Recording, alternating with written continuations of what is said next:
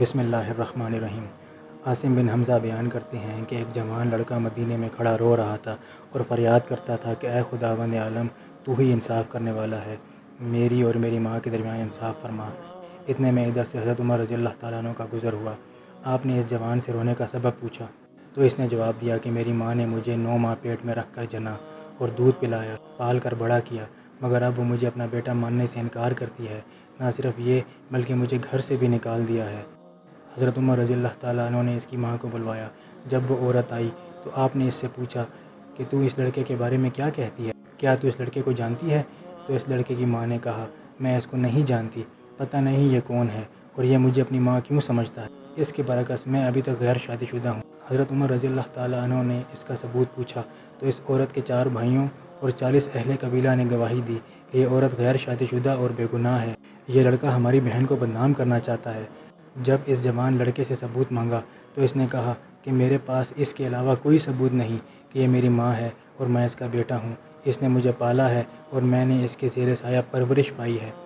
کیونکہ عورت کی طرف سے 40 گواہ پیش کیے گئے تھے اور وہ لڑکا جب گواہ پیش نہ کر سکا تو حضرت عمر رضی اللہ تعالیٰ عنہ نے حکم دیا کہ اس کو 40 کوڑے لگائے جائیں۔ جب اس لڑکے کو کوڑے لگانے لے جایا جا رہا تھا تو اس کی نظر امام علی رضی اللہ تعالیٰ عنہ پر پڑی، تو یہ لڑکا حضرت علی رضی اللہ تعالیٰ عنہ کو کہنے لگا کہ اے رسول خدا کے بھائی، میں بہت مظلوم ہوں، میری فریاد رسی کیجیے۔ جب حضرت علی رضی اللہ تعالیٰ عنہ نے اس لڑکے کو دیکھا تو آپ نے فرمایا کہ اسے حضرت عمر رضی اللہ تعالیٰ عنہ کے پاس لے چلو۔ جب اس لڑکے کو واپس حضرت عمر رضی اللہ تعالیٰ عنہ کی خدمت میں لایا گیا تو حضرت عمر رضی اللہ تعالیٰ عنہ کہنے لگے کہ اس کو واپس کیوں کر لے آئے؟ آپ کے سپاہی کہنے لگے حضرت علی رضی اللہ تعالیٰ عنہ کے حکم سے لائے ہیں۔ اتنے میں حضرت علی رضی اللہ تعالیٰ عنہ بھی تشریف لائے اور فرمایا اس لڑکے کی ماں کو میرے پاس لاؤ۔ جب وہ آئیں تو اس سے پہلے کی طرح سوال کیے گئے اور اس نے 40 گواہ بھی گزارے۔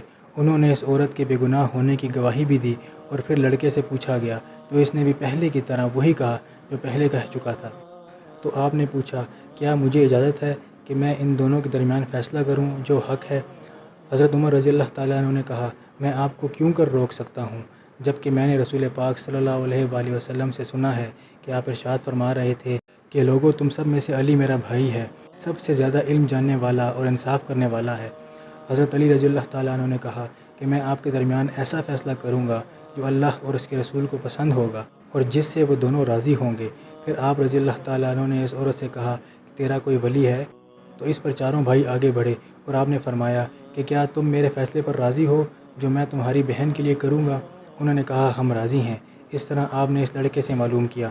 سب کی رضامندی لینے کے بعد حاضرین سے خطاب فرمایا، میں خدا کو گواہ بنا کر کہتا ہوں اور حاضرین بھی گواہ رہیں کہ میں نے اس عورت کو بعوض 400 درہم اس لڑکے کے عقد میں دیا اور میں نے 400 درہم اس لڑکے کو دیے کہ اس عورت کے دامن میں ڈال دے اور اس کا ہاتھ پکڑ کر اپنے مکان پر لے جائے اور اس وقت سے پہلے واپس نہ آئے جب تک کہ غسل جنابت سے فارغ نہ ہو جائے۔ جوں ہی یہ فیصلہ اس عورت نے سنا تو غم سے اس کی چیخ نکل گئی اور کہا، اے برادر رسول صلی اللہ علیہ وآلہ وسلم، یہ کیا غضب ہو گیا کہ میں جہنم کا ایندھن بن جاؤں؟